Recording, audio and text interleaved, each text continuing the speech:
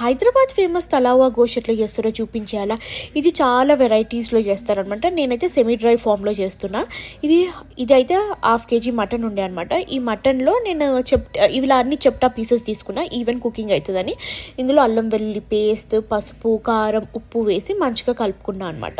ఇది కలుపుకున్న తర్వాత ఆయిల్ కూడా వేసి మంచిగా కలుపుకొని ఒక 1 hour అట్లా మ్యారినేట్ చేసి పెట్టుకోవాలి. అందులో కొన్ని వాటర్ పోసి దాన్ని కుక్కర్ మూత పెట్టి ఇంకా విజిల్స్ పెట్టేసుకోవాలన్నమాట. నాకు ఈ కూర ఉడకడానికి 10 to 15 విజిల్స్ పట్టింది. మీ కూర ఎంత లేతగా ఉంటుందో దాన్ని బట్టి అయితే మీరు చేసుకోండి. నాకైతే ఈ మటన్లో ఉడికిన తర్వాత వాటర్ ఏం మిగలలేకుండా అనమాట. మీకు మిగిలితే మంచిదే. పక్కన ఆయిల్ పెట్టి అందులో ఆనియన్స్ వేసి కొంచెం లైట్ బ్రౌన్ ఫ్రై అయిన తర్వాత ఈ మటన్ వేసేసాను అనమాట.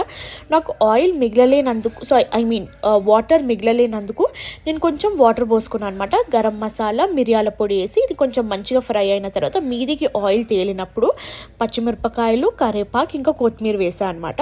ఈ 3 అయితే మస్తు పరిస్థితుల్లో ఇవి ఉండాలన్నమాట.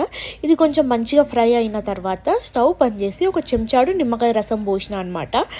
దాని తర్వాత మళ్ళీ స్టవ్ ఆన్ చేసుకొని దీన్ని చాలా మంచిగా ఫ్రై చేసుకోండి. అందుకనే దీని పేరు తలావా గోష్.